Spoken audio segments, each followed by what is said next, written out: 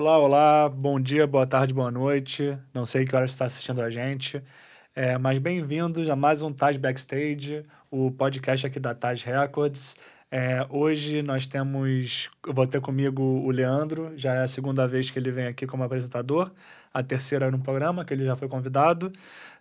Muito prazer Verdade. de ter aqui você de novo. Valeu. O Leandro, ele colocou a gente aqui, tá trazendo umas pessoas muito legais de serem entrevistadas, então nada mais justo do que ele fazer parte da entrevista.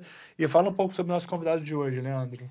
Falo sim, valeu, Rafa, por receber a gente aqui de novo, proporcionar pra gente essa vida de blogueiro que a gente tanto sonhou.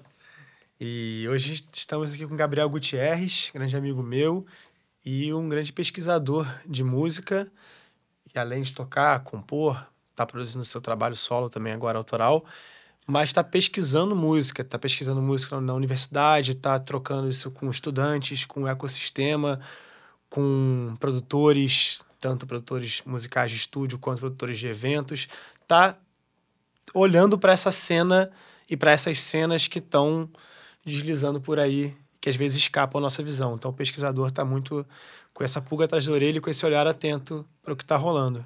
Acho que é um pouco por aí, né? Muito bom, Leandro. Rafael, obrigado pelo convite. Vamos falar de música, né? Vamos falar de música. Falar de mercado da música também um pouco, não só de música. E uma coisa que a gente sempre pergunta para as pessoas para começar assim a conversa é como você acabou nesse mundo da música.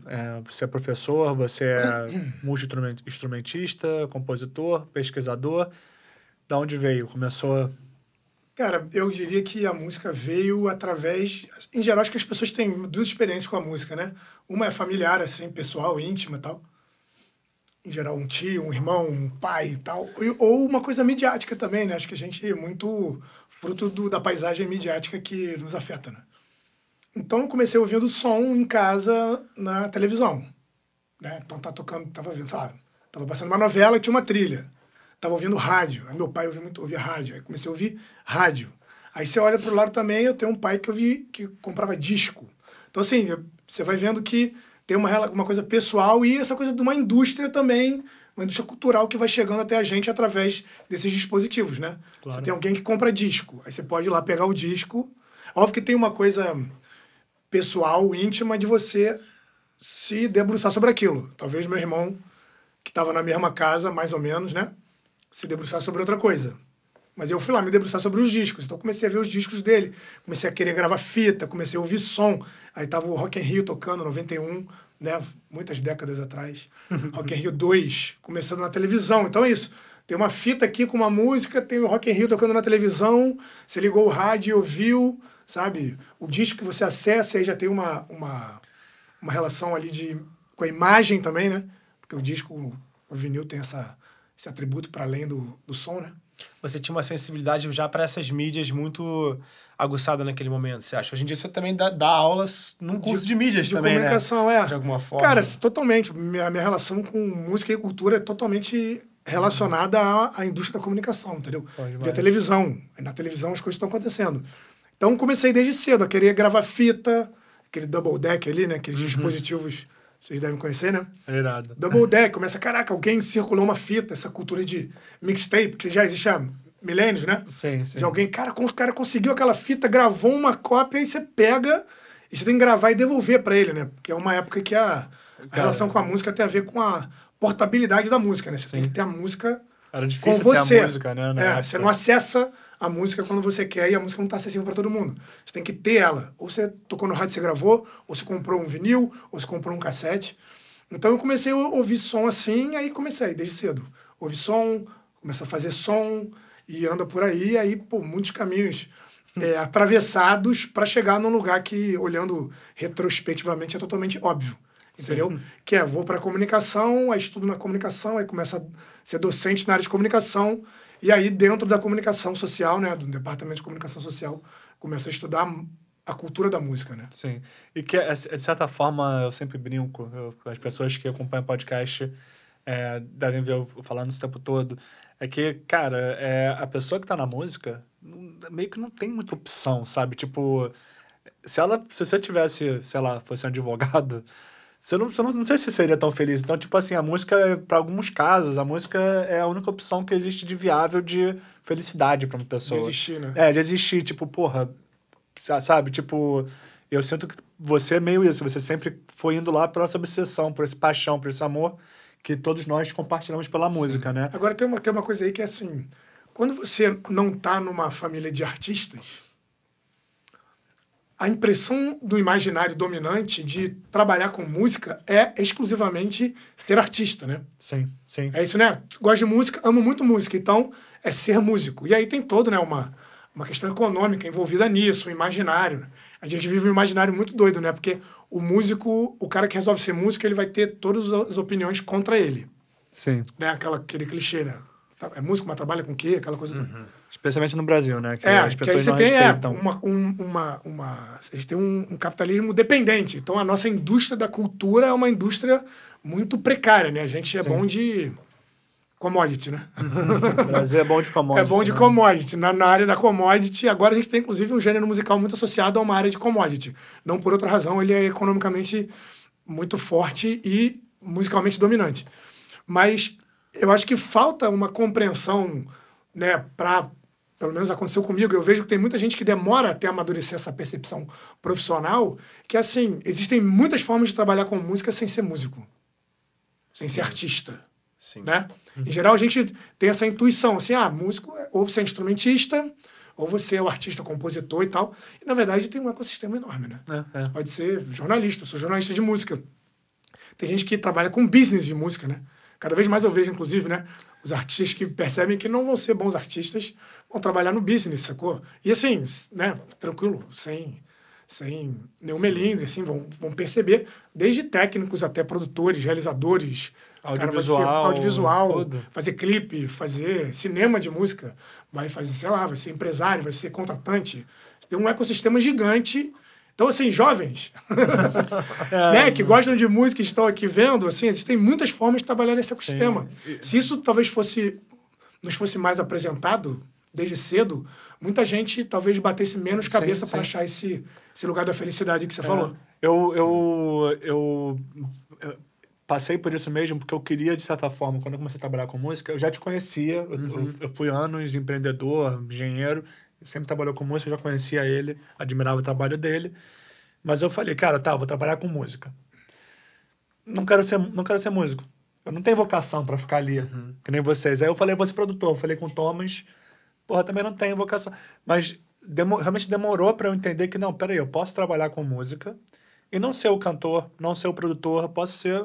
Acabei entrando na audiovisual, na parte empresarial.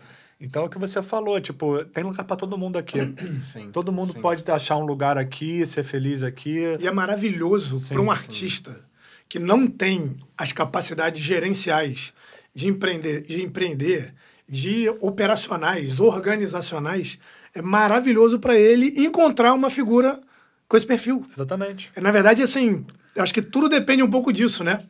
Dessa parceria, de um cara que é muito bom de fazer negócio, o outro que é muito bom de fazer música, e o cara que faz negócio vai ajudar o cara que faz música e não consegue falar com ninguém, além de fazer música, a transformar a música dele numa viabilidade econômica. E a gente vê isso em toda a história. Tem até aquele papo que os Beatles imitavam Elvis, cabelinho pra trás, coisa de jaqueta. E aí eu não sei se foi o George Martin ou o Epstein, que virou e falou, irmão, o Epstein, o Martin era o produtor, o Epstein era o empresário. Falou, cara, por que vocês estão imitando eles? Vamos criar o nosso. Sim. Então, tipo, exatamente cara, quando que os moleques de 16 anos iam ter esse pensamento? Nunca. Precisava de alguém lá fora, um tiozão que falava, galera, me escuta. Business, o cara do business. E uma visão de produto também, né? Ele via os Beatles como um produto. Ele tinha uma rede de discos também em Liverpool. Então, ele também comprou um lote de álbuns ali naquele início.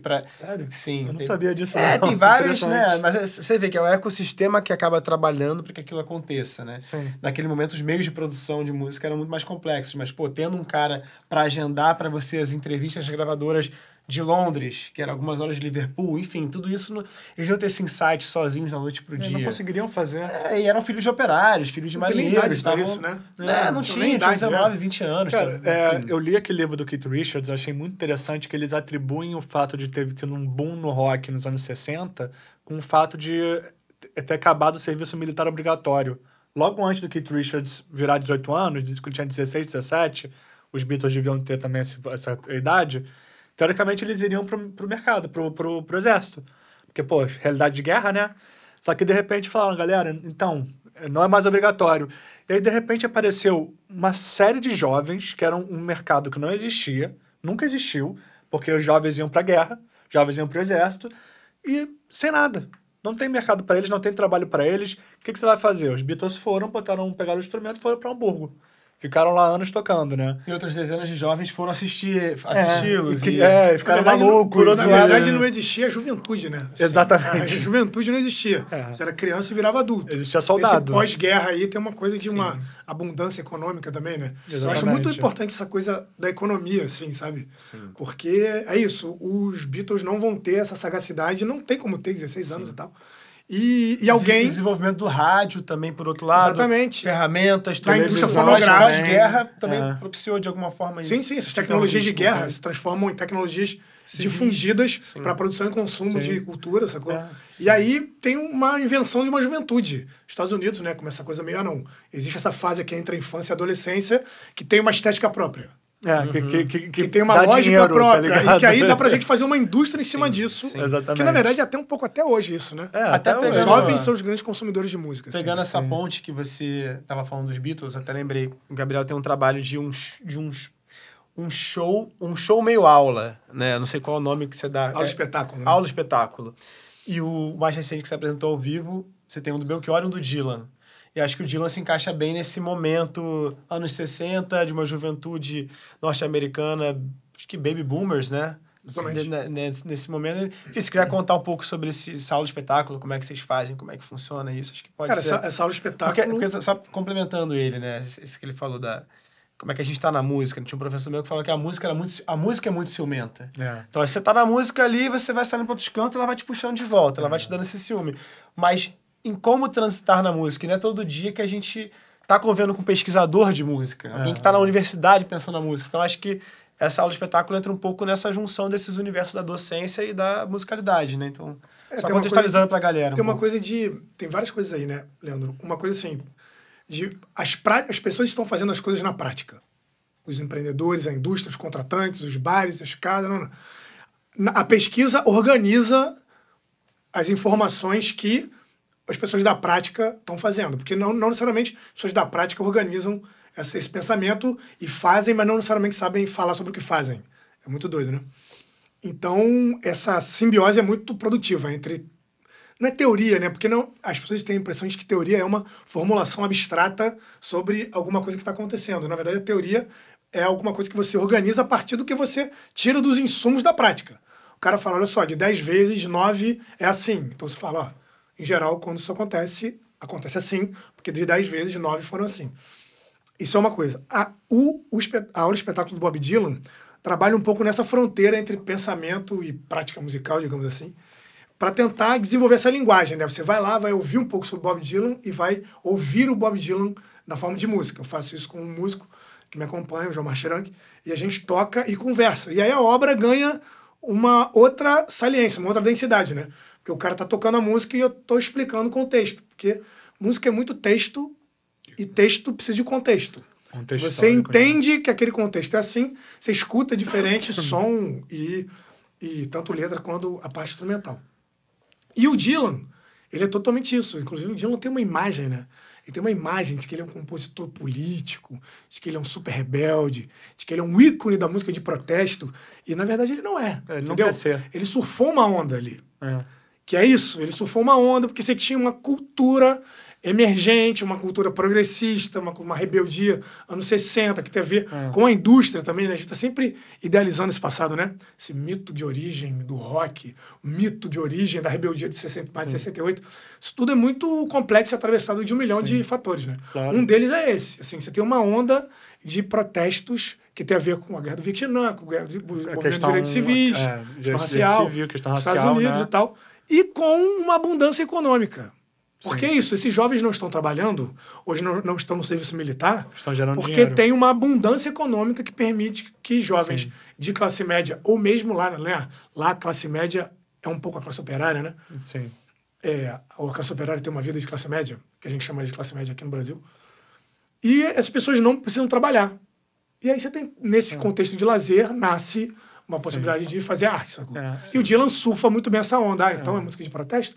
Aí o cara tem uma capacidade lírica exponencial, né? Sim. Totalmente brilhante. Consegue surfar, mas tão logo ele faz o nome dele, ele entende que ele quer fazer outra coisa. O Dylan, eu acho ele maravilhoso. Eu sou fã pra caramba. Eu vi, inclusive, agora o filme, que eu gosto muito do Dylan, porque ele entrou nessa parada, ele virou e falou, não quero. Ele foi muito importante para os movimentos folk, né? do folk, mas ele foi importante na questão do movimento... sim. Direitos civis e tudo mais. Ele foi fundamental, e especialmente sendo o ídolo o folk, que era uma música branca, né? Sim. Então, tipo assim, ele tem até no filme dele, tem a cena dele trazendo a banda pro festival folk, as pessoas ficando malucas, que ele trouxe banda, porque banda não tem a ver com folk. Mas eu acho engraçado que o Dylan é meio doidinho. Então ele virou e falou, gente, eu não me bota em caixa. Sabe? Não me bota aqui, sabe? Eu só quero ser eu mesmo. E é isso, mas realmente ele teve um potencial revolucionário gigantesco, né? Porque a letra dele é maravilhosa. Não, eu até fui pensar, assim, ele ganhou o Nobel de Literatura, deve ter uns 4, 5 anos, talvez. Ele nem foi buscar. Mais, Nem foi buscar. Mandou a Pat Smith. Mas as coroas suecas, o dinheiro entrou na conta com certeza. Vou voltar isso sobre o Dylan. Mas aí eu pensei, bom, eu estudo literatura também, estou no doutorado, enfim. Estou na academia, de alguma forma, tentando organizar também esse conhecimento de outro jeito.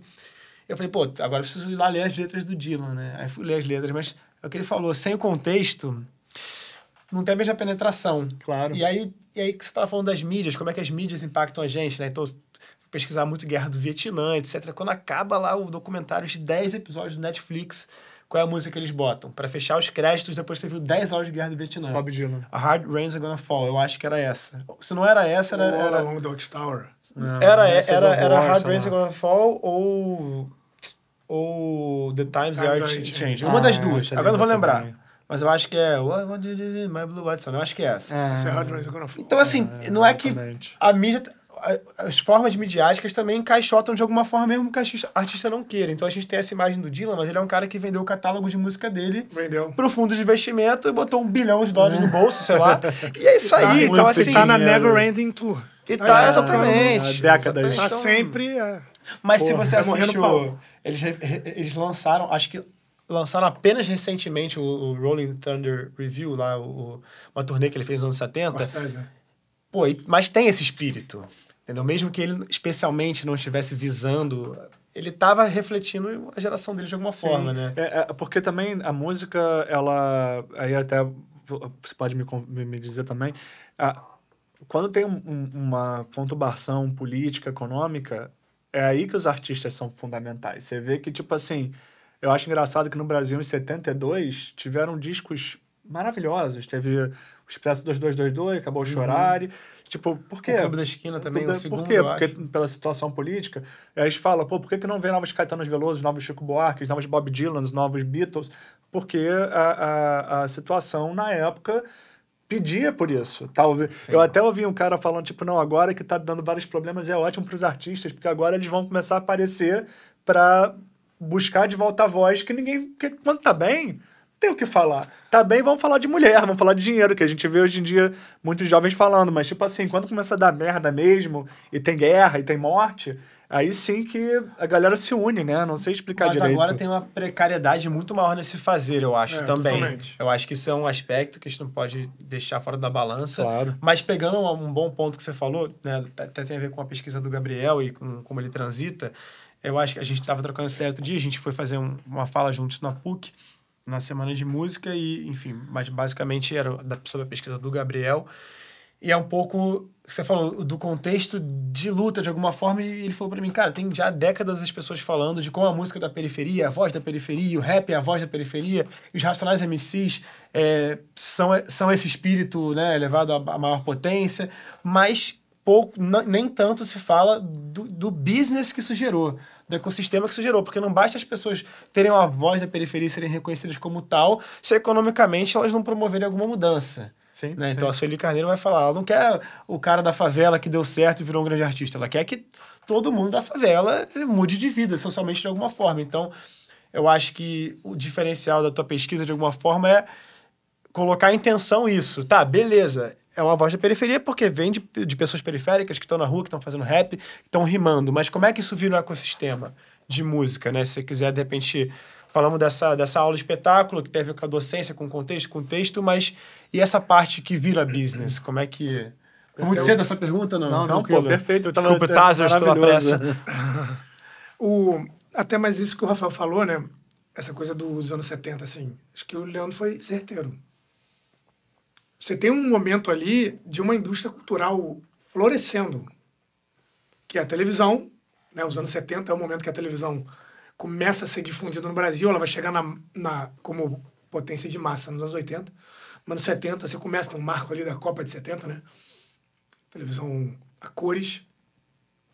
E esses artistas que a gente chama de MPB, né, que são mais predominantemente esses aí que você mencionou, eles vão surfar muito nessa onda, tanto da televisão aberta quanto da indústria fonográfica. Então, aí você chega no final de 70, 80, e até hoje, né, esse pessoal da MPB tem um prestígio, tem um lugar no imaginário do brasileiro muito guardado, assim, né, muito garantido, porque são décadas de tocando no rádio. Décadas Sim. tocando em trilha de novela. Que até, né, 20 anos atrás era o sonho dos artistas, conseguir botar uma música numa trilha de novela. E a MPB foi muito colocada em novela. A MPB apareceu muito na televisão. Então ela conseguiu ser uma música popular com esse alcance. Só que hoje mudou, né? Isso mudou. A indústria mudou. A indústria fonográfica, que antes era um dique de contenção, deixava pouca gente entrar. Mas quem entrava estava muito bem, né? Pouca gente entra. Aí o AR vai dizer, você é muito bom, você vai ser muito bom. Ele podia dizer até para você assim, você vai ser muito bom. E você vai entrar. E aí esse cara vai ter os melhores meios de produção para poder fazer a arte dele.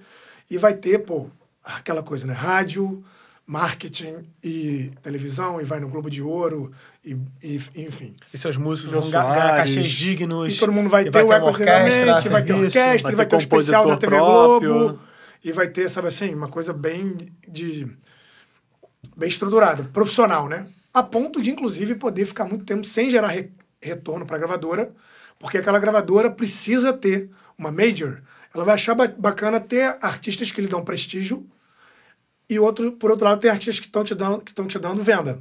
Então, uma coisa equilibra a outra, e aí o Caetano Veloso pode gravar, o Chico Buarque pode gravar, porque tem outros artistas aqui, o Reginaldo Rossi, e o Valdir Soriano, e o Odair José, estão vendendo, e o Roberto Carlos, estão vendendo aviões de disco, né? É uma coisa...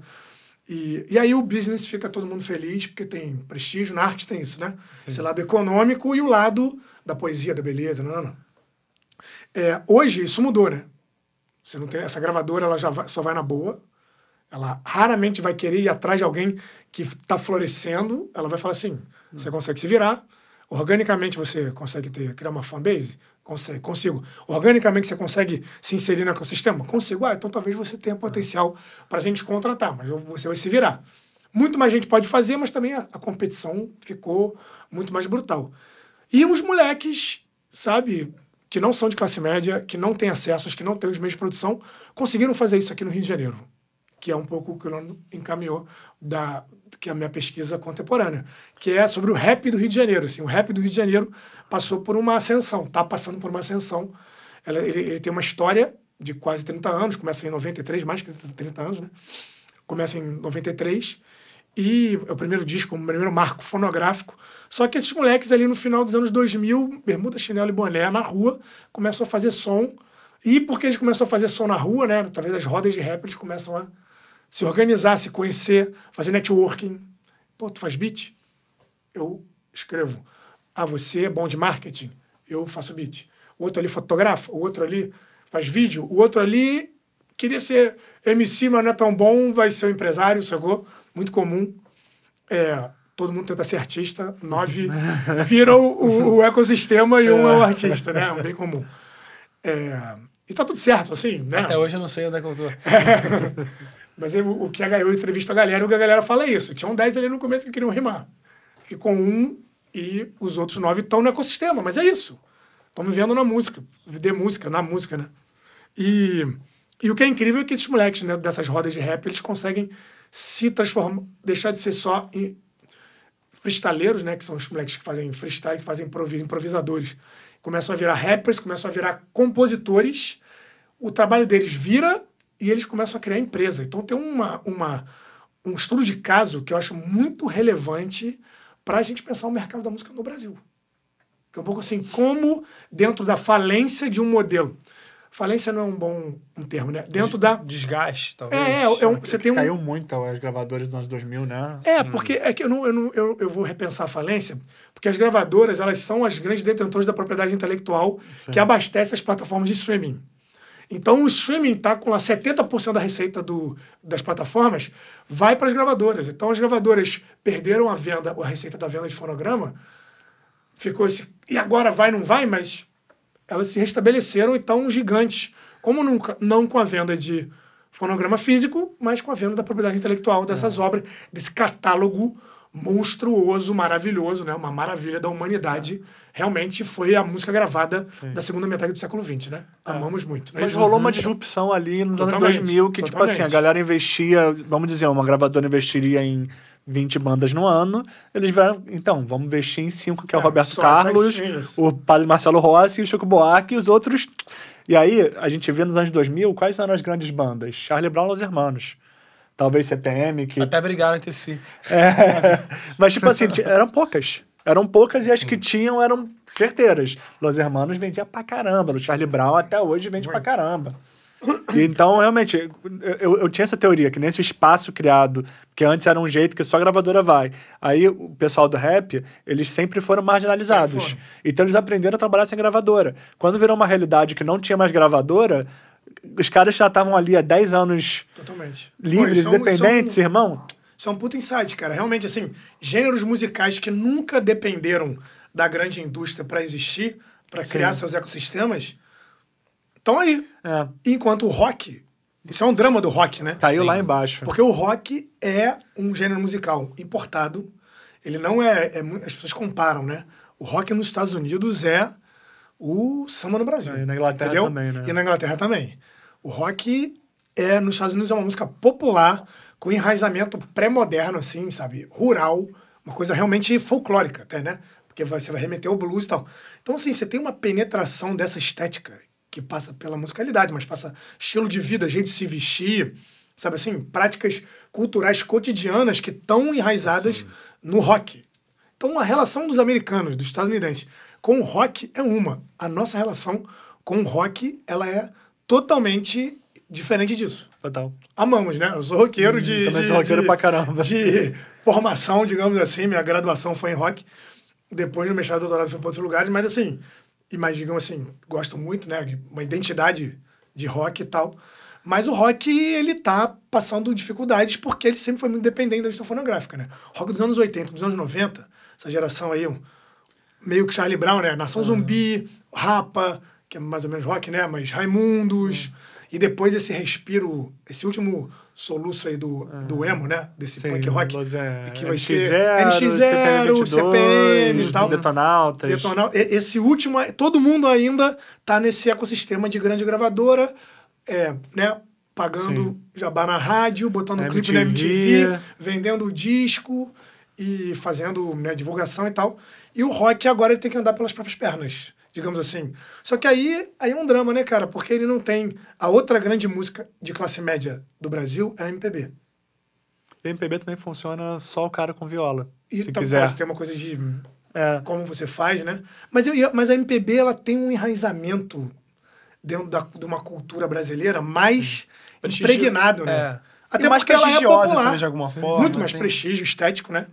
E também tem uma coisa popular, né? Porque a MPB...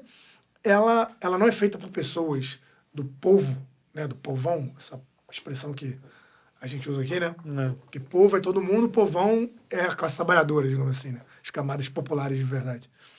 Ela não é feita para as pessoas, mas a estética, a classe média que faz a MPB bebe nessa música. Então você tem uma legitimidade, digamos assim.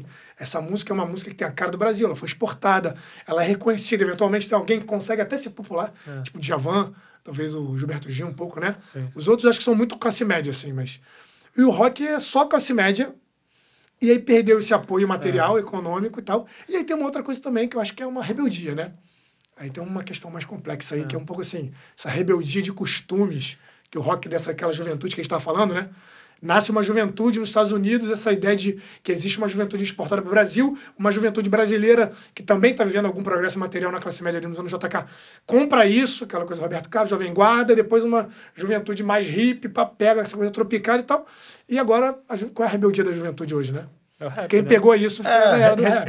Redemocratizou, acabou a Então. ditadura ali, as bandas dos anos 80, a coisa depois foi virando isso. Raimundos, piadas de sexo, não sei o quê, os ficou irmãos foram meio pro outro lado, Mamonas. Charlie Brown, a cultura de skate, aí virou... Muito hibridizado, né? Vai ter maracatu, Sim, vai sim, ter forró, sim. vai ter reggae com rock e tal. Sim. E aí o rock hoje tá meio... Mas o rock hoje ele tá com problemas Ainda no mundo existe, também, é, né? no mundo. Não, ele existe, Mas é o bons que eu- artistas existem, mas tem ele muita tem gente problemas... boa. Mas ele Sim. tem problemas... Ele deixou de ser a Sim, música sim. mais ouvida na casa dele. Mas eu tenho uma teoria, Sim. tipo assim, pra você, aquela São coisa que eu dos falei, Estados a música tem que... A música inovadora é a música que vai contra o status quo.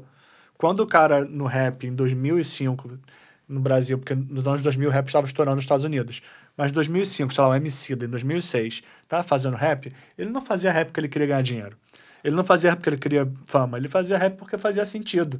Então, quando você tem essa índole, tipo, não, tô fazendo rap porque eu só me vejo fazendo rap, a chance de ser uma coisa genuína e real é imensa. Só que o que a gente vê hoje em dia é a galera falando, pô, não, quero fazer rap pra quê? Ganhar dinheiro, mulher e fama.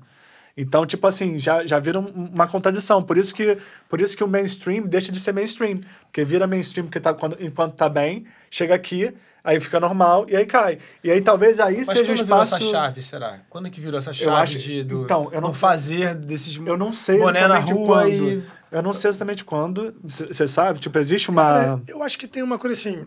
O rap no Brasil, ele cresce porque Não, ele não, cresce nos Estados Unidos, Sim. né?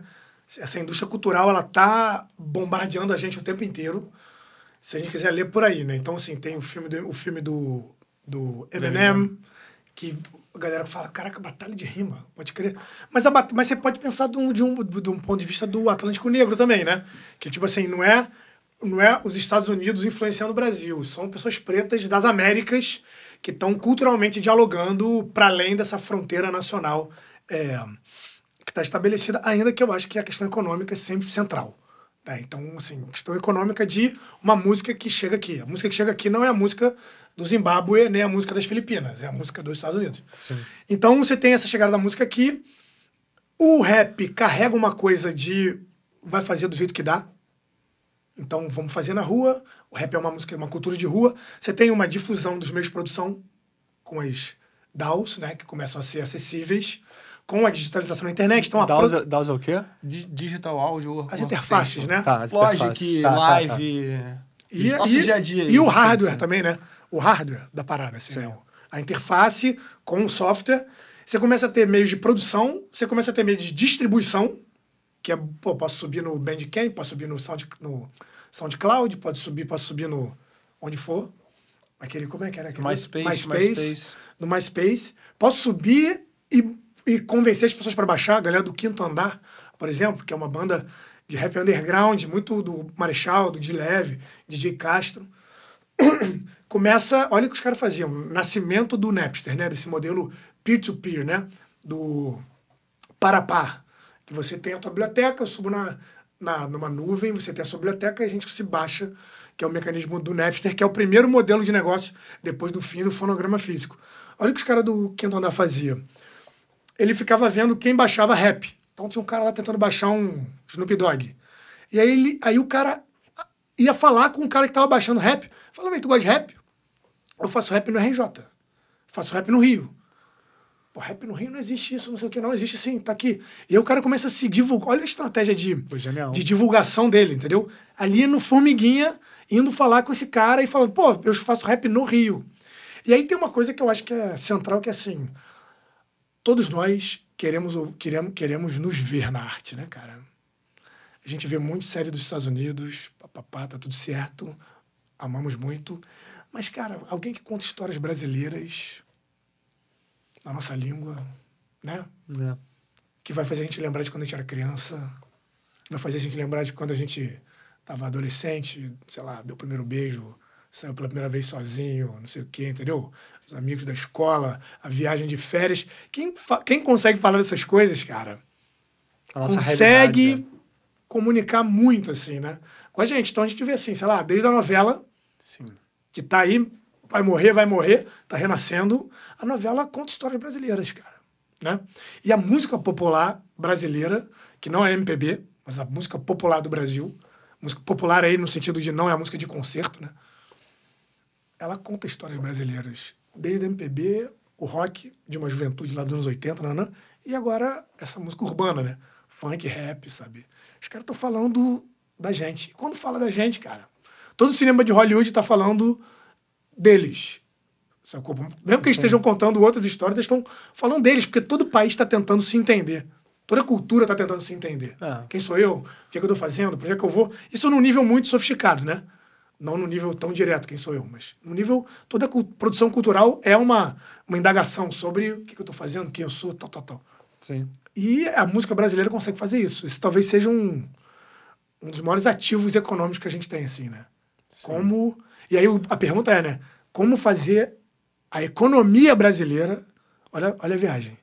Como fazer a economia brasileira entender que o setor criativo nosso, e envolve a gente aqui, sabe? É um ativo relevante. Sim. Que tem que ter uma sustentabilidade e que isso tem um ganho econômico, não é só um ganho cultural, que tem a ver com o que você perguntou também sobre a questão dessas músicas, né? Musicalidades que representam uma comunidade política. Agora, uma música que representa uma comunidade e que é economicamente sustentável, isso tem um potencial político enorme, sacou? Sim.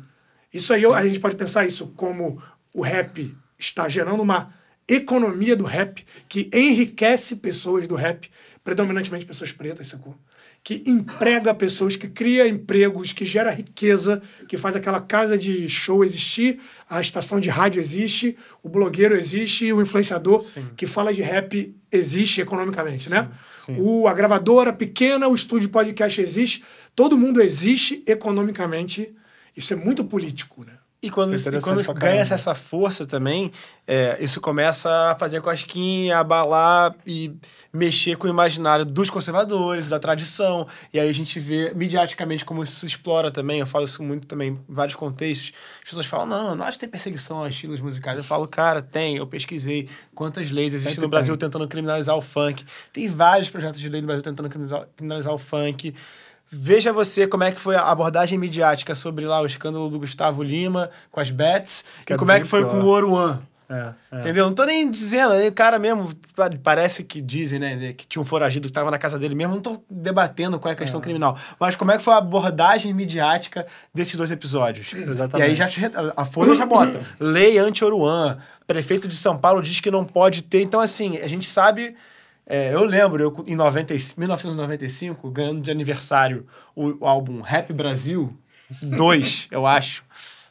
E eu escutando e entendendo que aquela parada não era o meu mundo. Ó, o Johnny tá até ali concordando, mas é verdade. E eu, curiosamente, senti, caramba, esse daqui não... Eu não tava conseguindo, com 7 anos de idade, criar uma relação, um vínculo com aquela música. Eu troquei pelo álbum do Máscara.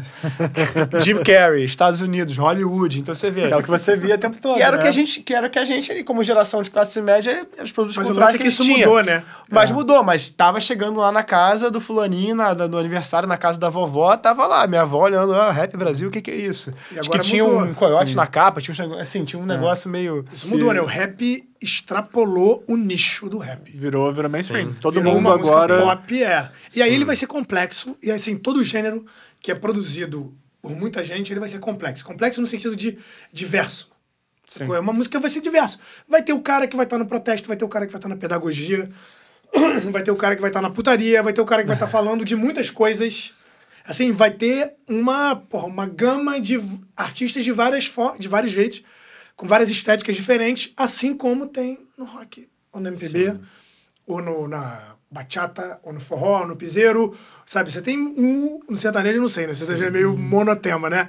É tudo muito parecido. Eu ia chegar aí. Vamos fazer esse momento, aula de geografia, falando sobre música urbana, música rural. O agro versus o urbano. Boa. Como é que é esse embate aí, esse ringue entre o sertanejo E os ritmos, e os gêneros urbanos que você tá trazendo também. Como é que é esse... super tema, né? Vi que o Rafael gostou dessa coisa da economia, né? Que tem tudo a ver Eu com acho isso. interessantíssimo, cara. Porque o sertanejo domina os charts do Brasil há 10 anos.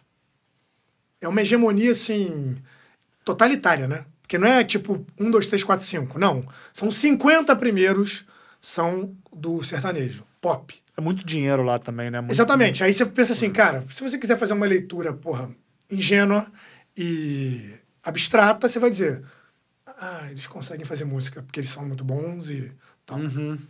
E se você quiser ter uma leitura realista, material da realidade, né? Tipo assim, cara, para fazer tem que ter meios para fazer, né?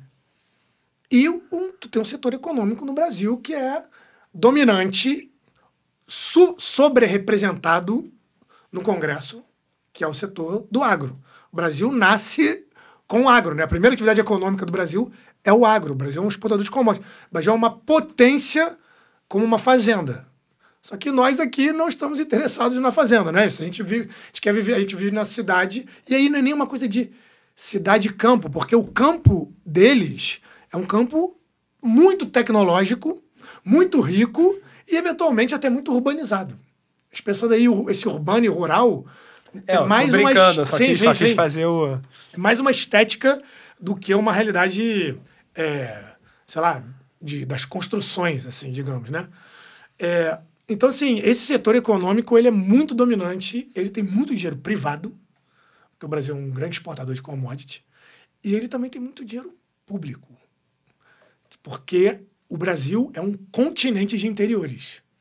O Brasil tem 7 grandes cidades, capitais e tal, e o Brasil tem 5.000 interiores. E todo mundo quer o Gustavo Lima lá fazendo show, e os prefeitos do interior são, né, predominantemente de uma direita fisiológica, histórica, que domina o parlamento há 100 anos e tal, e que são filiados organicamente aos fazendeiros do agro que comandam a economia do Brasil há 520 e tantos anos.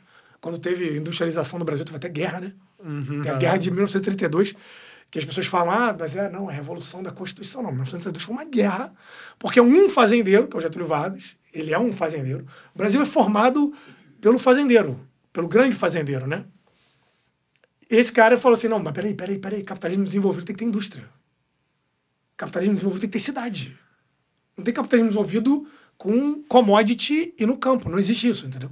Alemanha, Japão, Estados Unidos... hoje sofre as consequências disso até hoje, disso, né? Sim. Todos os países... Sim. Nenhum país desenvolvido é um país exportador de commodity, cara. Sim, Todo país desenvolvido é país industrializado que exporta tecnologia.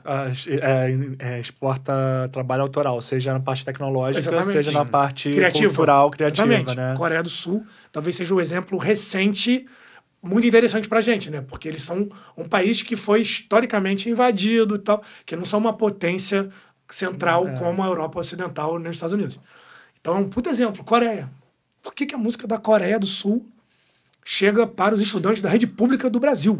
Investimento, né? Eles lá. Investindo na tem um cultura, projeto né? nacional lá, que tem camadas políticas e econômicas, de assim, cara, a nação tem um projeto econômico que tem a ver com a Hyundai e a Samsung, e na cultura, que é a tecnologia, né? E na verdade, é que a cultura é tecnologia, uma tecnologia do encantamento, né? Sim. Essa tecnologia do encantamento precisa ser exportada, porque ela vai ter muito valor agregado, muito mais do que exportar ferro ou laranja, né? E aí, no Brasil, então, essa hegemonia... Economia, né? Vamos lá na economia. Lembrar o Leandro da quero voltar ao K-pop daqui a pouco, pode continuar. Mas é isso, assim, você tem uma economia do agro que é muito potente e que ela começa a entender que ela pode ter uma cara cultural, né? Então tem um rebatimento aí entre a questão econômica de base e uma cara simbólica, uma estética desse Brasil que começa a dominar tudo. Mas tem alguém que fissura essa hegemonia total, que é essa música urbana, cara. E aí, não tem como a gente não se impressionar com isso, né? Porque são os moleques bermuda, chinelo e boné, sem meios de produção, os grandes. Ou pelo menos em seu início, né? Originalmente sem. Que conseguem lá, ó, fissurando. Peraí, cara, tem as 100 músicas mais ouvidas do Brasil em todos os charts. São do sertanejo, mas de vez em quando entra no funk. De vez em quando entra um trap funk. De vez em quando entra um rap. De vez em quando entra um reggaeton, né? Um grime com cara de reggaeton, sacou? Sim. Isso tá acontecendo no mundo também, né? Já não entra mais MPB ali. MPB já não entra mais. Não faz barulho com ninguém. Ah, não sei se fizer um feat. Sim. Agora tem feat, né? BK, se não me engano, agora lançou Não sei se ele pegou o sample do Djavan. Eu acho que é disco cheio de sample.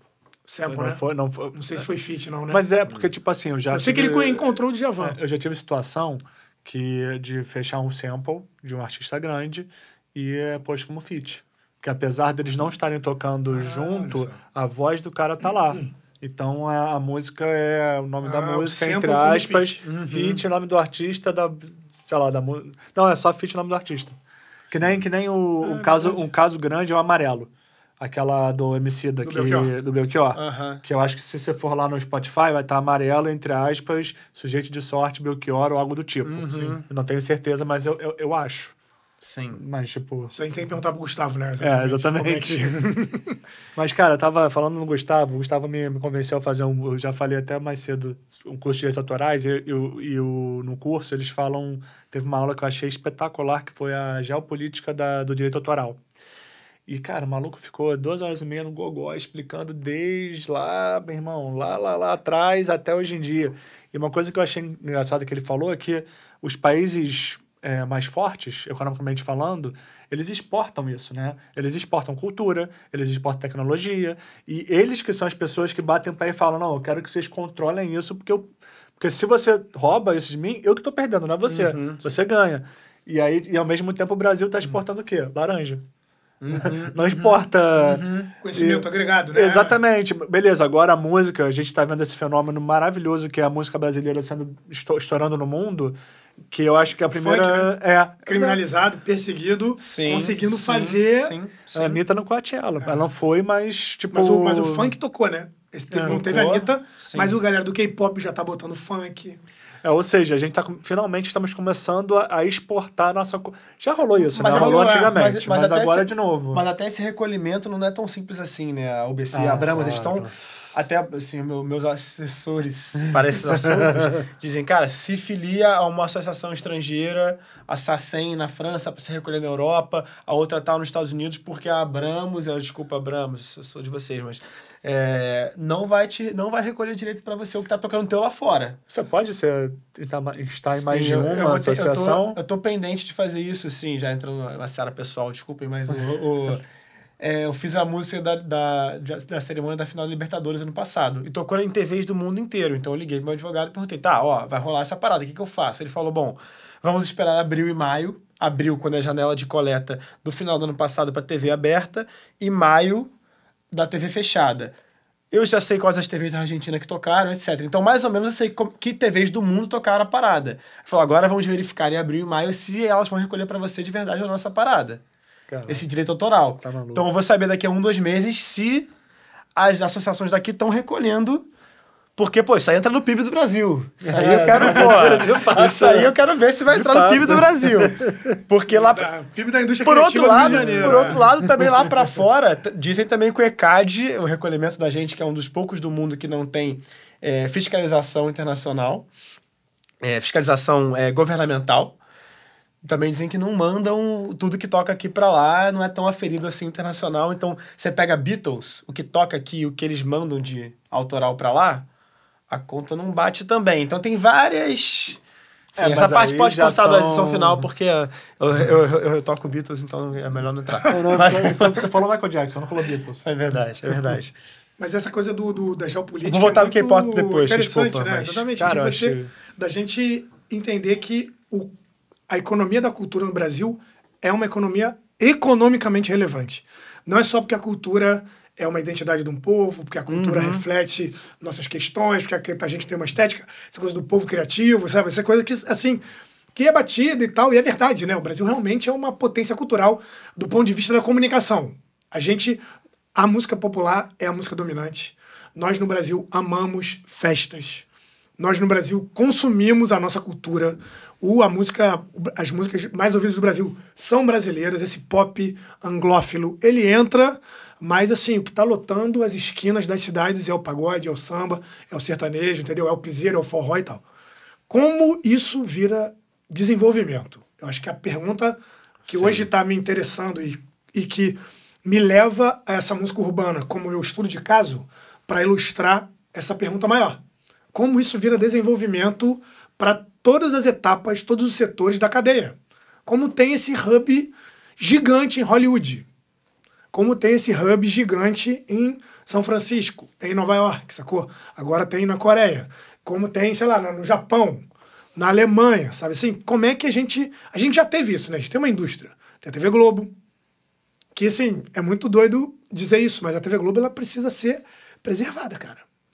Porque, historicamente, a TV Globo sempre foi, né, quase um monopólio no Brasil e muito problemático. Mas agora ela está sendo dizimada pelo streaming. Pelo Netflix. Pelo streaming internacional. Essa competição é desigual. Sim. E aí ela virou a nossa representante de indústria. E a TV Globo foi responsável pela consolidação da MPB no imaginário do brasileiro, cara. E do cinema também, cara. E aí, audiovisual, totalmente. Sim. Totalmente. A gente tem que pensar assim, mas, né, pensando na música, a TV Globo tem um papel fundamental, a Som Livre tem um papel fundamental para consolidar a MPB, e não só a MPB, depois o sertanejo e tal, a música popular, a música infantil, entendeu? Assim, meios de produção para os artistas têm que ganhar dinheiro, cara. Sim. Né? Que os artistas ganhem dinheiro, que o ecossistema da cultura e da arte ganhe dinheiro. Então, assim, essas indústrias, elas têm que existir. Sim. É muito, e a gente tinha que ter 40 TV Globos, entendeu? Como os Estados Unidos têm. Sim, isso que a gente estava falando de trazer para cá também, de alguma forma, recursos que entrem aqui. Tava trocando uma ideia com uma amiga que trabalha no setor de roteiro da Globo e falou, cara, a gente está exportando um telefilme para a Turquia. Tem que ser feito. Exportar a Globo novela, tem estúdios gigantescos. Ela falou, cara, a gente consegue produzir um telefilme por mês e exportar 12 filmes por ano que vão ser comprados em redes de televisão ao redor do mundo inteiro. A Turquia é um grande cliente. Vamos escrever a história para a Turquia. Enfim, são vários pequenos insights que, no fundo, a gente quer trazer grana pra cá pra girar essa economia criativa daqui, né? A Globo sempre exportou. Eu já vi novela em Israel, mano. Já vi novela da Globo em Israel, já vi em outro lugar. Cara, e o produto pronto. O produto tá pronto, só revender. E é isso, essa propriedade, essa patente que vai circulando de alguma forma, né? Como é que a gente faz isso com a música, né? Sim. O desafio é meio esse. Inclusive, a Sony Livre foi vendida, né? Agora é da Warner ou da Sony, né? Acho que é da Warner. Vendida. Sony. Da Sony. E você até organizou esse pensamento de alguma forma, né? Desse underground, esse mainstream que a gente já comentou de alguma forma, desse monopólio dessas décadas todas que a gente...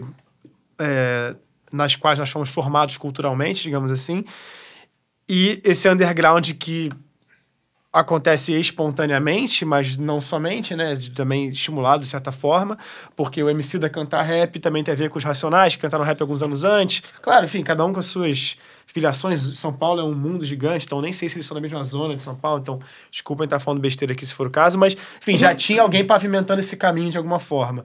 E tem isso que você chama de midstream, de alguma forma, né? Como é que você pensa essas escalas diferentes de projeto, de ecossistema, de sucesso comercial? Como é que essas coisas se relacionam? O underground, a gente pode pensar em cenas, né? E aí uma cena, em geral, é uma produção musical que tem a ver com uma produção de música pelas pessoas no território. Então tem a ver com um lugar. Em geral, muito a ver com o território. Então uma galera que se reúne para fazer som ali, e aí começa a ter as bandas, aí começa a ter a casa de show e tal.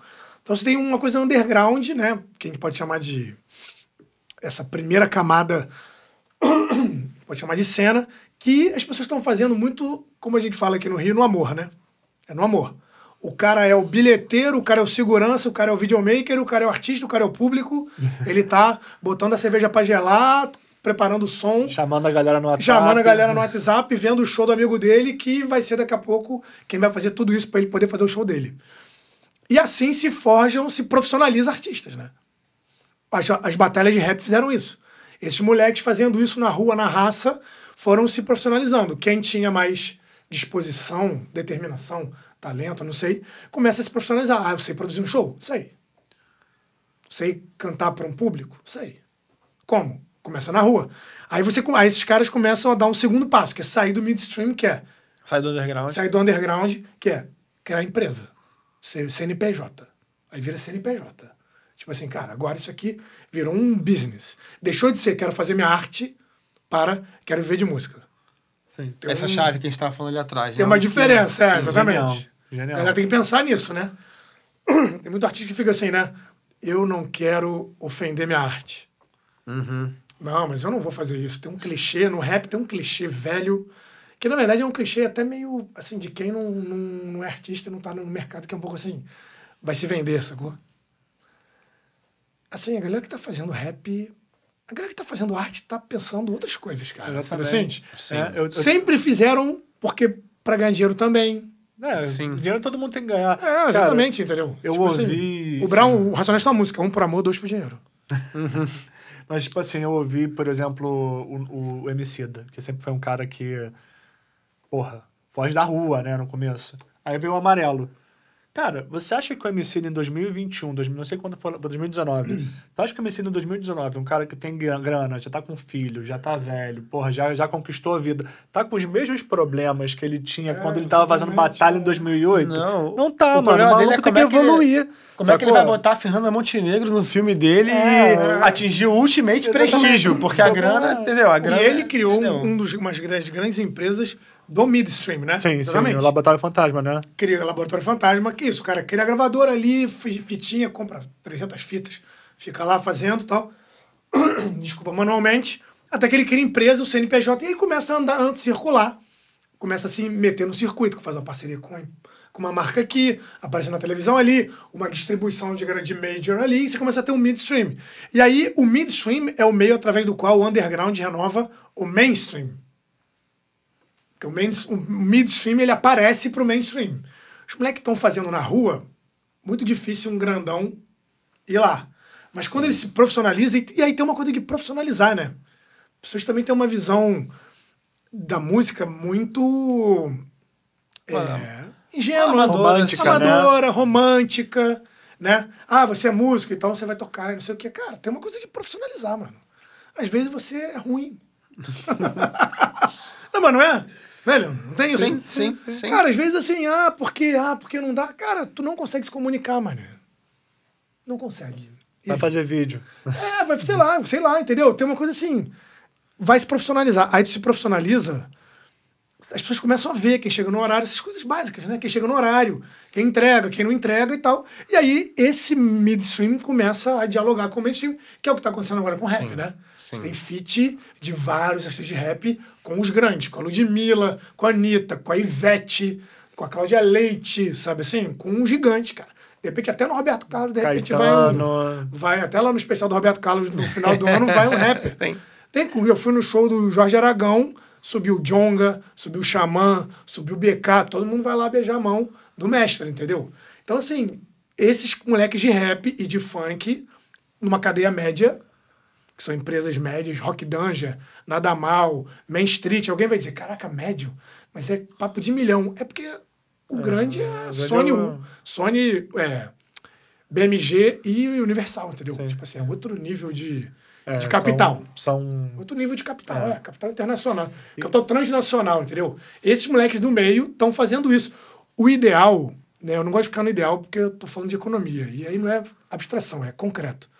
Mas assim, imagina se a gente conseguisse política pública e até uma inteligência dos capitalistas do Brasil, né? Uma riqueza talvez mais distribuída para pensar a indústria da cultura como um ativo econômico relevante. Não é caridade, não é, sacou? Política. E não é só edital também, não é. Junto com política pública, junto com o setor público, o setor privado fala, cara, isso aqui é um puta ativo. A música do Brasil popular, seja o piseiro, rap ou MPB, entrega o que qualquer marca quer. Que é identificação, reconhecimento, afeto, não é isso que as marcas querem. Pergunta a marca vai dizer, eu não vendo ketchup, eu vendo identificação, eu vendo experiência, lifestyle, sei lá. Lifestyle, experiência. Cara, ninguém vende isso como a música popular no Brasil. Um bom case disso, de união de poderes públicos, poderes ocultos e cultura e geração de renda através do turismo e da imagem que o Brasil é o carnaval. E é interessante falar do carnaval porque ele tem essas duas vertentes, que é o carnaval de rua, que está sendo bombardeado pelo discurso de tá se vendendo, bloco com muitas marcas, a gente pode entrar nisso ou não, mas não precisamos. Você entende profundamente disso. Né? Mas por isso talvez não valha a pena entrar. Mas a gente até fez esse paralelo, né? De uma música que também é urbana, porque tá nas cidades, também é de rua, também tem uma espontaneidade de alguma forma de se fazer, também se relaciona com o território de alguma forma, tem várias coisas em comum, mas nós temos um grande produto de exportação, que é o Carnaval da Sapucaí, que com investimento gera também esses bilhões para a cidade. Então, sei lá, será que o Rap Festival, aquele rap com E, né, que teve lá, não teve a cobertura midiática tão grande, mas já foi um festival grande, deu problema lá, deu lama, deu questões elétricas, beleza, mas no segundo, terceiro, quarto, sei lá quando já teve, daqui a pouco já vai estar totalmente gigantesco. Tá bom, Rock in Rio é gigantesco vezes 7 dias, assim, mas tudo bem, mas tem uma história... era Maracanã só. Mas tem uma história de 40 anos, então acho que também é um pouco a compreensão de... Isso que o Gabriel tá falando um pouco. Acho que enquanto o cara estiver preocupado em falar na Prefeitura de São Paulo o Oruan não toca, vamos fazer a lei anti-Oruan, por mais que nem seja o nome da lei, mas foi como saiu na mídia, estamos perdendo oportunidades de negócio para as cidades, né? Se a gente quisesse entrar nessa etapa do discurso, que nem é a minha totalmente, mas né, a gente está aqui, eu também estou tentando pensar em como é que eu vou vender meu trabalho, de alguma forma, né? Enfim, e a real é que esses moleques aí, que às vezes a gente não entende por Oruan, não sei se o Oruan é um bom exemplo, porque eu não escuto ele, então não gosto de falar. Mas, cara, eles se comunicam com os jovens. Então, isso que você falou de, o Caetano tá fechando parceria aqui com um cara aqui que é médio, os dois têm interesse. O Caetano... Totalmente. Não sei se o Caetano, qualquer outro. Ele quer falar com o jovem e, porra, desculpa, hoje em dia ele é um Gil agora fez. Tem uma música do MC Rariel com o Gilberto Gil, cara. E o Gil é um senhor. Gil quase 80, não sei se tem mais de 80 anos. Pô, o jovem olha pro Gil e fala, pô, é o cara que tá sempre beija a mão também, né? Mas o artista maduro, ele sabe que o tempo passa, que o grande consumidor de música é o jovem, que a gente, né, que é mais velho, já não vai tanto em show, já não vai comprar tanto canequinha, casaquinho, já não vai consumir tanta informação sobre aquele artista. O Racionais fala muito isso, assim, cara, como a gente faz show, e o show é a grande fonte de receita, né, pro jovem, cara, que tem disposição de vários shows, de ficar de noite até tarde, beber pra caralho. De ver 5 shows no festival, de 5 dias de festival, de consumir, de ficar 20 horas no festival. E aí o Gil sabe, a estratégia de carreira dele tá entendendo que ele tem que fazer música com um moleque novo. É bom pra todo mundo. O sertanejo é uma máquina de feat, cara. É verdade. Eles já entenderam isso. Assim, vamos reconhecer as coisas, né? O sertanejo é a indústria da música muito avançada no Brasil. Economicamente, não tô falando nada de estética. Tô falando de mercado. Os caras sabem fazer, inclusive porque eles são porosos às tendências. É piseiro? Então vai ter o sertanejo com piseiro. É o funk? Vai ter o funknejo. É lógico, vai ter... é o pagode? Vai ter o pagonejo. Tudo que o agro não é de tolerante politicamente, digamos assim... Não tem carne de soja, leite de soja. Então é isso, esteticamente, eles são abertos, cara. Sim, pra caramba. Politicamente, zero, né? Mas esteticamente são abertos, então vamos dialogar. Eu tava vendo uma conversa agora, e aí a pessoa dizia assim, você leva um cara do rock no meio do show de sertanejo, o cara é ovacionado. Essa hibridização isso é até meio velho, né, já, né? Mas assim, isso é o que acontece. É reggaeton com sertanejo, entendeu? Eu entendo que tem muito artista que não vai querer entrar nessa. Mas, assim, se a gente quiser pegar um caso de bem-sucedido, o sertanejo consegue fazer isso, cara. Consegue ter uma estrutura de música pop nível internacional. Eu não sei se paga bem os músicos. Dizem que não. Não, cara, até tem o Wesley Safadão, mas ele não é sertanejo, né? É um mercado... Mas ele navega exatamente no meio aí, né? Ele virou pop. Né? Né? Não, mas olha só, na minha cabeça eles ganham muito dinheiro no shows. Até tem aquele Sua Música, que é famoso, sem nenhum juízo de valor, mas a Sua Música, ele não dá royalty. Mas os caras fazem questão de estar lá porque eles sabem que Sua Música vai ser ouvido e que os caras que ouvirem Sua Música vão estar amanhã no show. Então eles já... Tanto que eles nem têm clipe. Você vê que, tipo, eles vão meio lançando... Eles gravam muito ao vivo, né? Exatamente. Muito ao vivo, tem gravação de estúdio, porque tem muito feat. É pra ser... Tem uma rotatividade. Eles fazem uma coisa também que... É um atacadão mesmo, né? Da música, não parar de fazer. Estão sempre trazendo alguém novo. Estão sempre tentando pensar a cena não como cena, mas como cadeia. Porque a cena é essa coisa mais amadora. Sem juízo de valor também. A galera narra heróis, né? Heróis. Heróis da arte. Estão aí segurando a onda no underground. Heróis têm que ser reconhecidos. E, quiçá, sair da condição de cena underground amadora. Amadora não no sentido de qualidade, né? Amadora no sentido de viabilidade econômica. Para virar um circuito. E, eventualmente, se crescer mais, virar uma cadeia produtiva. Você tem uma cadeia produtiva do sertanejo. Escritórios de composição. O cara que vive só de composição. 7 caras para fazer o hit, entendeu? Aí tem os puristas que vão dizer, não gosto e tal. Eu, pessoalmente, não consumo isso. Mas se você olhar o Brasil como economia, da economia criativa do Brasil, pô, isso é muito relevante. A gente tinha que ter uma dessa para todos os gêneros, entendeu? Pô, desculpa, o Tchê do Teló, não sei de quem é, quem escreveu, mas, meu irmão, ia pra tudo que é lugar do mundo, tava escutando Tchê.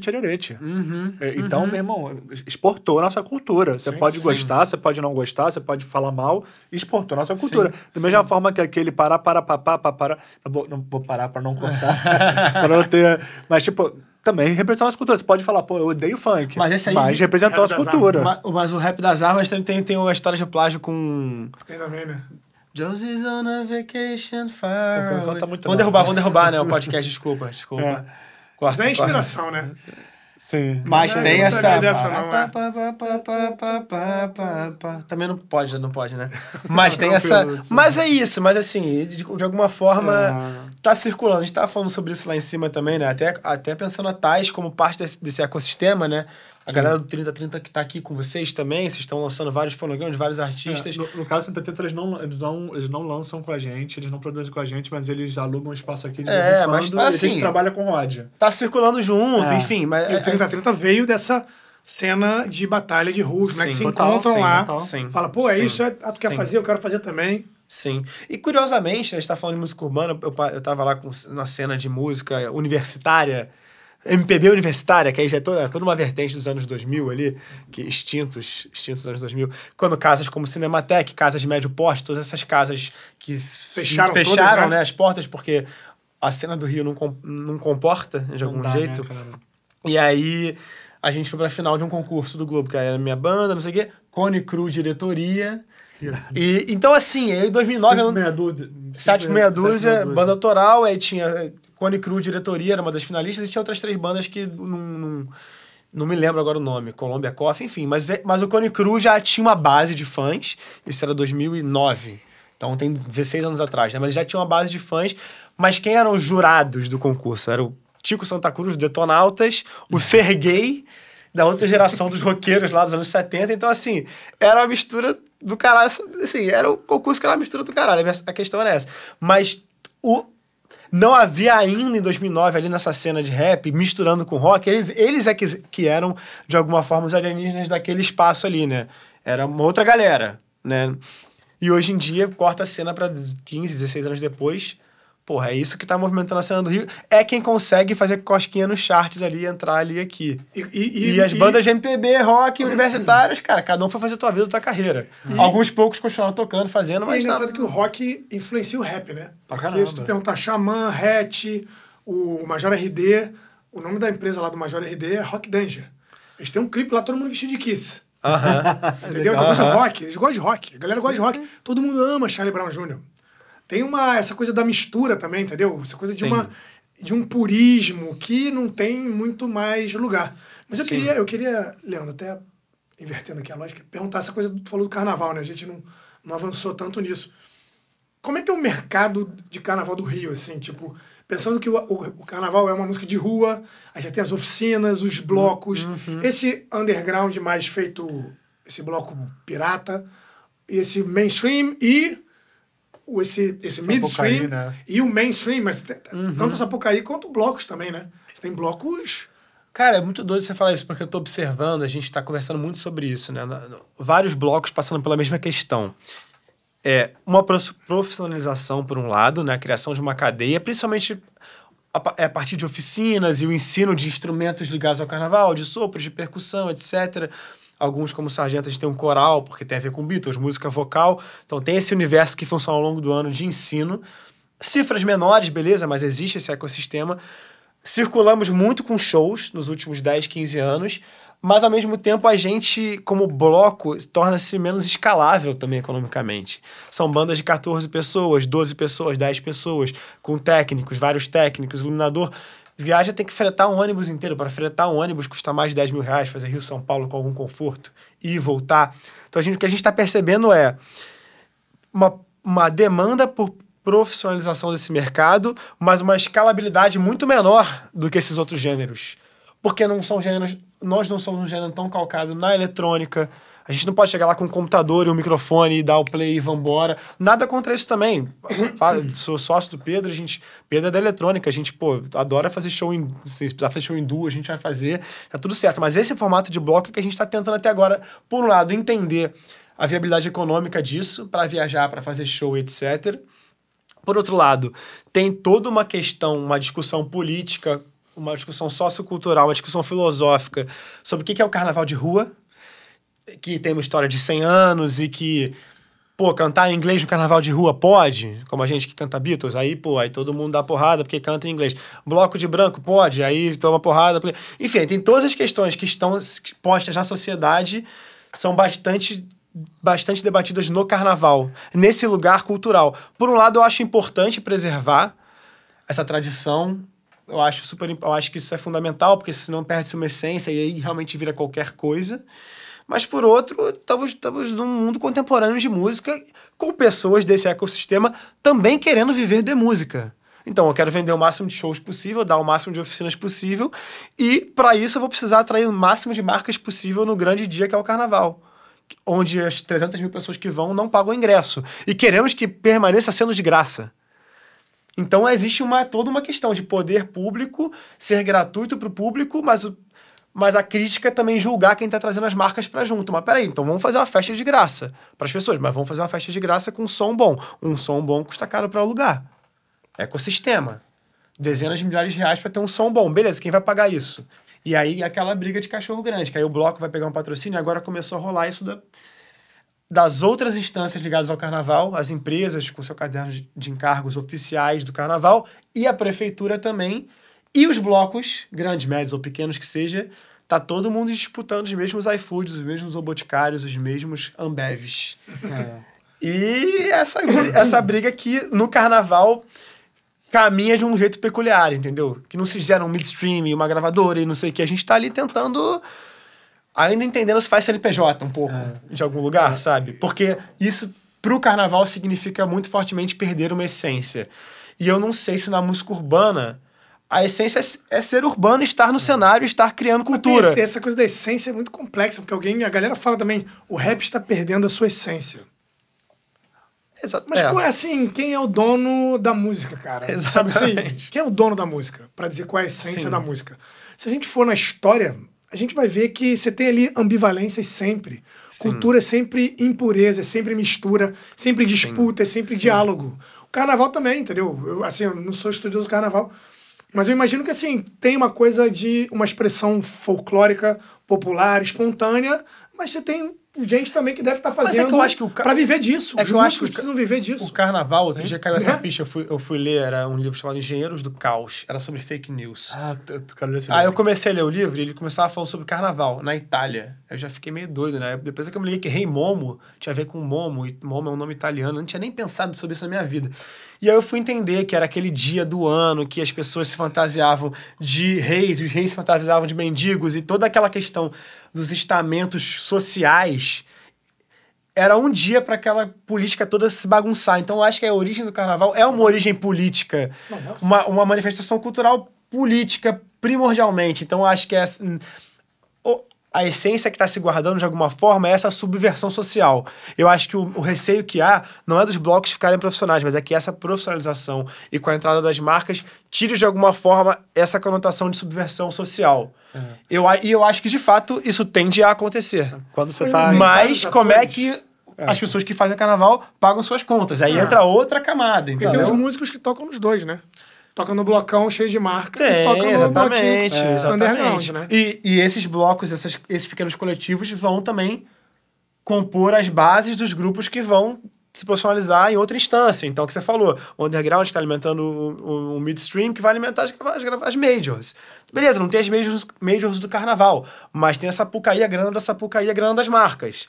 Tem os blocos dos amigos que vão sair sem nem se cadastrar. E tem os do meio, que estão nesse mar aí lutando. Que vão fazer esse show, né? Essa coisa de fazer exatamente. festa, isso... Exatamente. Você falando aqui, eu fiquei pensando, talvez isso seja alguma coisa do midstream, né? Você começa a vender show. Mas esse modelo festa. ficou difícil também, porque a festa vai ter um som masterizado melhor e mais porrada com um duo de DJs do que um bloco de 14 músicos que tem que passar o som várias horas. Então, assim, a gente tá sofrendo, a gente tá vendo, depois de 15 anos de bloco, por exemplo, no meu caso do Sargento Pimenta, como é que a gente continua fazendo show. Nesse modelo, a gente orça 70 shows por ano, faz 8. E aí? Já foram 40 shows por ano quando a gente nasceu. Agora são muito menos. É por desinteresse? Poderia ser, se não chegasse e-mail. Mas chega e-mail toda semana, várias vezes por semana, querendo fazer show com a gente. Por que não fecha? Quem quer fretar ônibus? Quem quer pagar 10 quartos de hotel? Quem quer... Entendeu?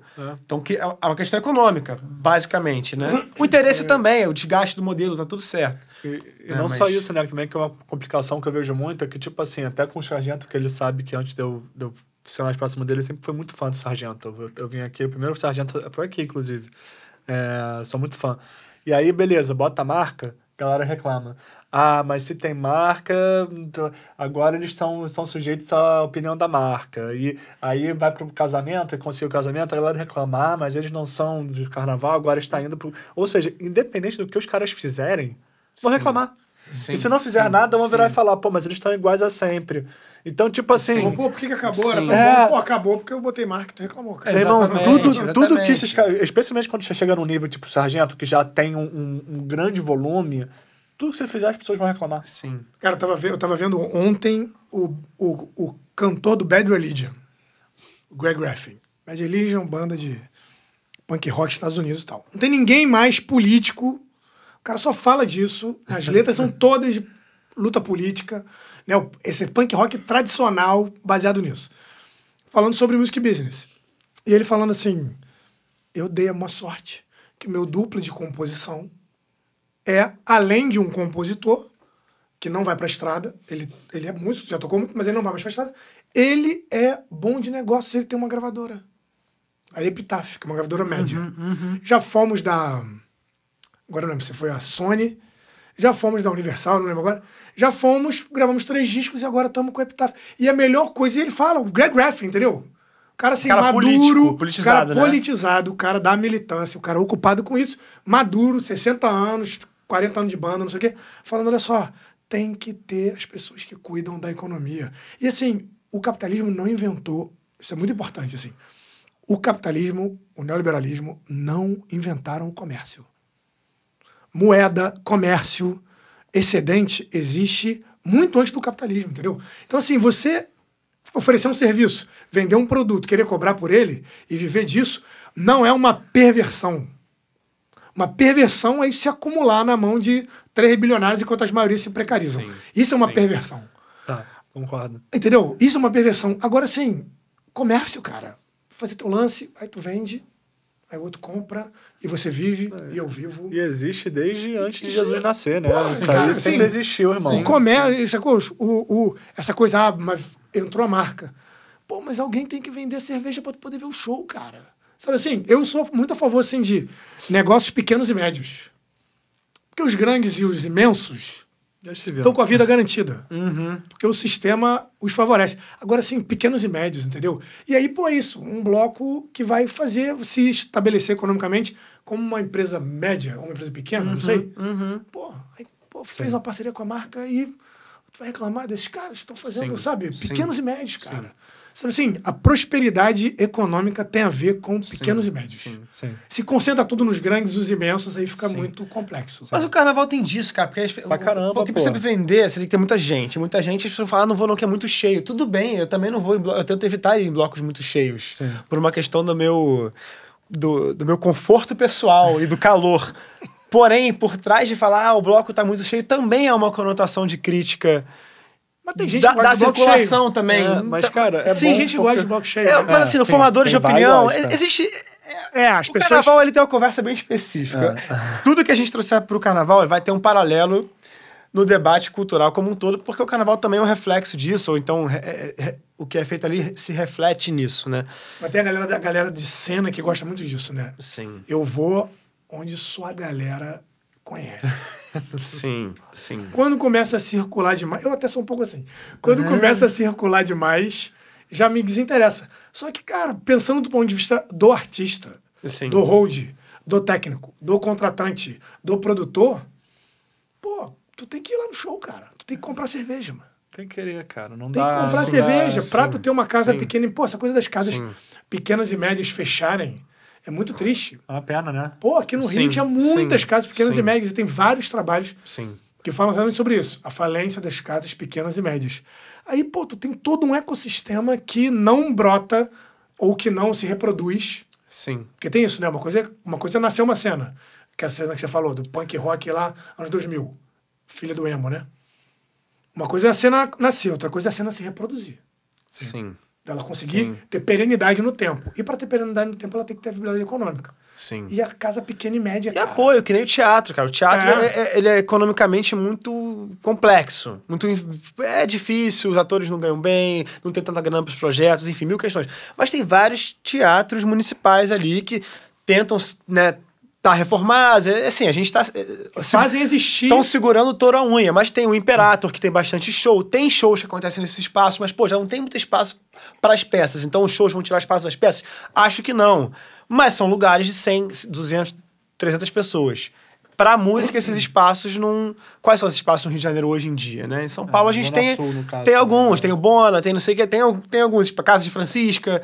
Tem alguns, Médios, né? tem alguns espaços médios, mas também São Paulo também Rio tem 3 tá- vezes mais habitantes que o Rio, né? Cara, E é o muito centro mais do dinheiro, capitalismo brasileiro, né? Sim, mas ainda Mais tem dinheiro. quase 7 milhões de pessoas no Rio de Janeiro, enfim, né? Não deveria também ter esses espaços? Cara, não mas serem- eu me questiono porque eu acho que isso é muito na Zona Sul, né? Eu não sei Sim. se saindo para Sim. o Zona Sul como é que são o ecossistema, mas realmente é um Pô, problema. mas não é quem tem porque- dinheiro pra consumir, é complexo.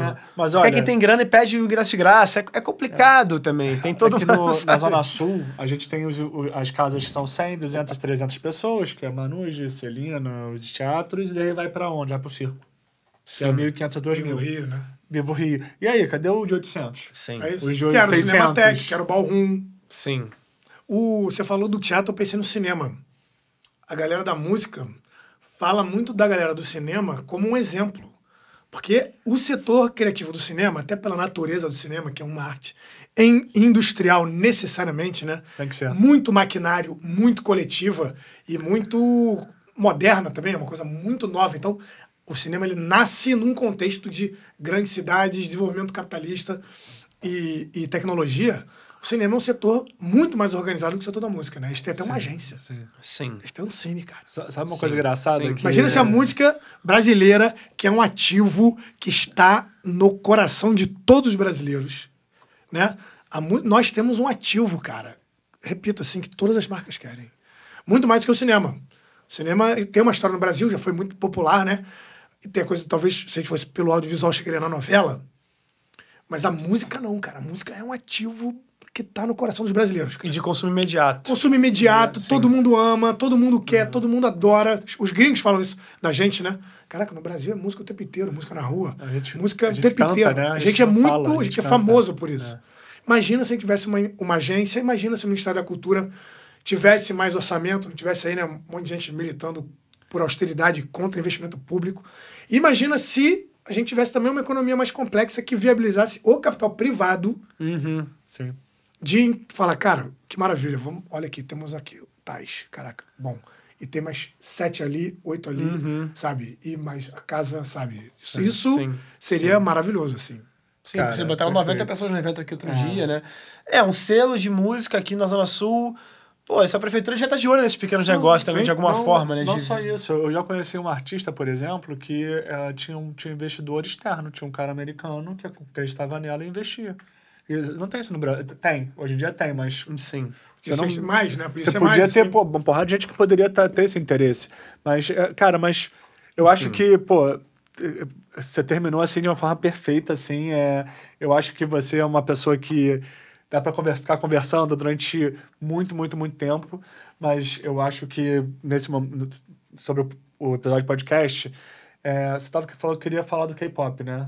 Não, só ia comentar que, por acaso, uma das estudantes do Gabriel fez um trabalho de conclusão que eu estive na banca sobre um aplicativo para o K-pop no Brasil. Então eu fiquei pensando, caramba, como que um projeto cultural que, de alguma forma, nacional ali da Coreia do Sul, sim. chega aqui e impacta os nossos jovens dessa forma. Eles têm uma coisa de cultura de fã, né? Fã fazendo coisa. Exatamente. Eles compram todos os discos. Tem 7 discos da mesma música, só que cada um uma coisa diferente. Eles compram todos. Sim, é um fenômeno, né? De cards. Sim. Porque daí a gente ainda tem isso, né? A gente tá falando muito da economia, da produção e da distribuição. Ainda tem a ponta lá do consumo, entendeu? Se a gente pensar numa cultura de fã, né, que ama o Caetano Veloso, vai comprar camisa, vai aqui tem o bar dos sambistas, por exemplo. Tem o bar do Zeca, bar da Alcione. Sabe assim, tu vai num bar que tem um nome lá, não é que o Zeca vai tocar, que tem sabe assim, esses artistas virando marcas que vão movimentar esses fãs, sacou? No K-pop tem muito isso, cara. Sim. E o K-pop, ele valoriza muito o fã, né? Ele estuda o que o fã quer e faz a partir do que o fã quer pra entregar. Sim. E não é só o K-pop, mas também tem televisão, você vê que tudo... Clipe, tudo. Coachella agora cheio de coreano. Porra, tá maluco. Aquela música do Bruno Mars, aquela moça lá que eu não sei o nome, que eu não sei... Rose. Mas... Cara, mas aí começar a falar de K-pop já vai entrar no outro assunto. Gabriel, cara, muito, muito obrigado por ter vindo hoje. Pra mim, eu poderia ficar aqui mais 2, 3 horas falando com você. Inclusive, acho que a gente pode, talvez, marcar uma outra conversa, assim, pra ir. Porque, cara, essas coisas de história da música, essas pesquisas, eu acho espetacular. Por mim, assim, eu sou muito fã dessa parte histórica mesmo, geopolítica da música. Também obrigado por ter trazido ele, obrigado por ter vindo aqui. Você quer fazer mais alguma pergunta? Você tem mais alguma coisa que você acha que... Não, tô satisfeito, Perfeito. Estou pleno. Mas antes então, de terminar o episódio, tem 2 coisas que a gente faz aqui no podcast da TAS sempre. Primeira pergunta do backstage, que o Johnny, nosso querido Johnny, tá lá. E ele sempre faz uma pergunta, o Johnny, ele ali. Consegue me ouvir? Conseguimos. Perfeitamente. Gabriel, vocês estavam falando muito aí sobre diferenças de como é que era na época do CD e naquela primeira época do streaming e agora, hoje em dia, mídia social e tudo mais. Vamos pegar aí um exemplo, um estudo de caso, sei lá, de um jovem que está querendo agora se lançar como músico, tem um estudo de música, talvez toque um instrumento para se acompanhar e canta e gosta de, enfim, algum gênero musical. Alguém que realmente tem alguma proficiência musical, sabe cantar ou sabe tocar bem o instrumento. O que essa pessoa tem que aprender além de música, hoje em dia, levando em conta o mercado atual? O que eu tenho que prestar atenção como artista? Se eu quiser ser conhecido, né? Tem internet, tem vários recursos. Então, o que mais que essa pessoa pode aprender para se defender, né? E também para poder atacar nos lugares certos? Johnny, excelente pergunta, cara. O modelo de negócios do streaming exige dos músicos que eles tenham competências não musicais. Né? Desculpa aí, artistão. É um drama, cara, assim. Você vai falar com o cara fala, mas eu quero fazer música. Aí chega lá o produtor dele, né, vai dizer assim, mas tu tem que fazer um vídeo todo dia. Aí ele vai dizer, cara, mas eu sou músico, eu não sou influenciador nem tiktoker. Aí ele vai dizer, beleza, mas você tem que fazer um vídeo todo dia, cara. Assim, você vai ter o que, né, eu não sou exatamente esse cara, mas o que as pessoas dizem é assim, tu vai ter que criar uma base de fãs. Como é que você vai criar uma base de fãs? Você vai pegar uma música e vai lançar? Tem uma imagem que eu acho maravilhosa. Você pegar a sua música, esse amigo aí que tem uma proficiência musical, conseguiu se gravar, terminou a música, ele vai pegar e vai botar no Spotify, é que nem ele ir na praia de Ipanema ou da Barra, sacou? Ou na Central do Brasil, 6 da tarde, com um cartaz no papelão escrito, ouça minha música. Ele vai comunicar com alguém? Não vai comunicar com ninguém, cara. É você tá lá, entendeu? Compra o ouro, sabe aquela coisa? Compra o ouro. Tu tá no meio da Sanspen, compra o ouro, 6 da tarde. Assim, botar a música ali, é isso. Então, assim, infelizmente, hoje os artistas têm que ter competências não musicais, que tem a ver com produzir conteúdo, editar vídeo, saber criar uma base de fãs para além da música dele, Ter networking, saber fazer networking, se relacionar Fazer com as pessoas. networking, aí, mais uma vez, né? Às vezes ele vai ter que colar com alguém. Que é muito bom de ir no show, ficar até tarde e no camarim conversar. Sim. Enquanto ele gosta de ver o show e voltar para casa. Ou ele gosta de compor em casa, ele é um gênio compondo em casa, mas ele não tem paciência nenhuma para ir num evento, numa feira, para fazer contato com um eventual editor que vai, sacou, editar a música dele. E aí, então assim, só que você tá começando. Ninguém vai fazer isso por você. Eu conheço um monte de artista, tenho, né, contato com um monte de estudante e tal. Os caras, não, mas o meu sonho era ter um produtor que me produzisse. Eu falo, pô, meu sonho era ter $1 bilhão, meu irmão. Entendeu? Ó, só isso que você quer?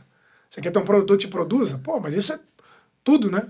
Assim, você tá começando agora, por que alguém vai vir aqui produzir você, cara? É uma ilusão, né? É tipo você feliz quando tiver um iPhone. Sabe? E assim, e ele tá ali fazendo a música dele, mas assim, que nem você tem 12 mil aqui pro artista, a música dele é a coisa mais importante do mundo, né? Claro. E tem que ser, Mas pro né? mercado não é, entendeu? Então, assim, Sim. vai ter que, você vai ter que fazer alguma coisa que vai chamar a atenção de alguém, que vai falar assim, nossa, essa pessoa aqui é interessante, vamos ali falar com não sei quem.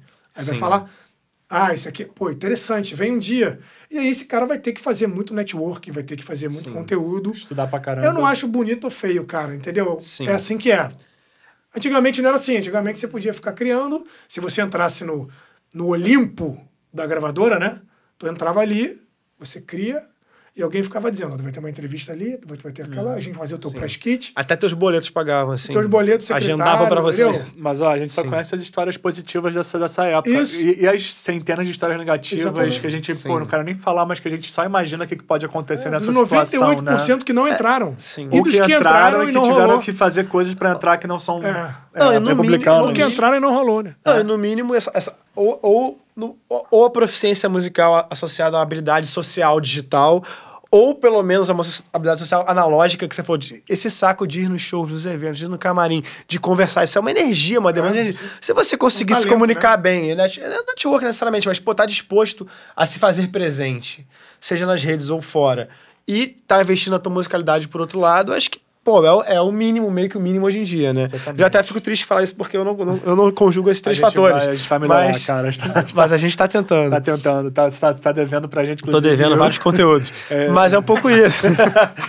Eu já falei uma vez pra ele, falei, ó, só preciso que você me faça uma pasta com seu material de arquivo pra eu poder fazer o resto. Vou fazer. E dá um mês pra fazer Mas essa é pasta. isso, mas é isso. Mas é também, a gente não... Faz parte, Mas faz a gente nasceu parte. nos anos 80, 90, e pra gente isso é menos automático também. Isso é bem bom, Pro cara proficiente em música hoje em dia, o difícil é isso. O cara ser proficiente em música, conseguir se concentrar por 3 horas tocando um instrumento. Exatamente. E aí, pra ele é mais natural fazer conteúdo, ir na festinha, filmar tudo que ele faz, ir na festinha, taguear todo mundo. Não ter vergonha de falar. Eu tenho de vergonha, o jovem amigo, de chegar diferente pra da alguém e gente, falar, né, pô, irmão? tira uma foto comigo. E pra as pessoas isso é normal. E Enfim. tem mais uma pergunta que a gente sempre faz aqui para todos os nossos convidados, que é uma pergunta um pouco difícil. O que é música para você? Pô, complexa essa, né?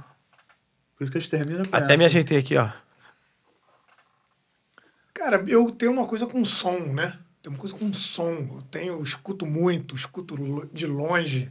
Tenho que dormir com um protetor no ouvido, porque eu acordo, porque eu tenho uma coisa com som. Então, eu tenho uma coisa de uma comunicação com o som. Então, a organização do som, né? Se a gente pegar uma Pô, definição tu falou isso. A resposta é parecida. Deu uma resposta conceitual, né? parecida. A música é o som organizado e manipulado por pessoas que têm habilidade, inteligência, sensibilidade, consegue provocar emoção, né? Sim. E aí provoca emoção, comunica comigo muito através do som, tem uma coisa assim, da linguagem do som, ainda que eu seja também muito ligado em letra e tal, mas tem uma coisa do, sabe, pegar a fala e transformar em melodia, uma coisa muito linda, né?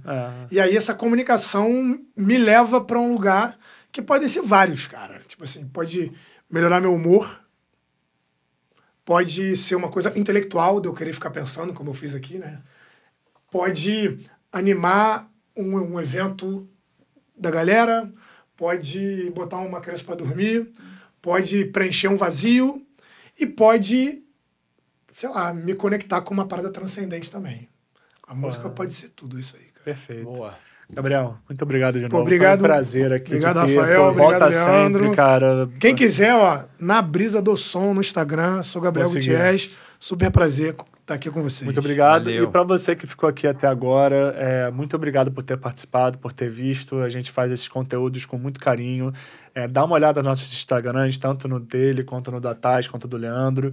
A gente está sempre tentando fazer conteúdos novos, está sempre tentando passar essas informações e mostrar para você que a música deixou de ser uma coisa impossível e passou a ser uma realidade na vida de muita gente. Então a gente espera que esse tipo de programa te influencie de forma positiva e de alguma forma. Obrigadão de novo, gente. Valeu.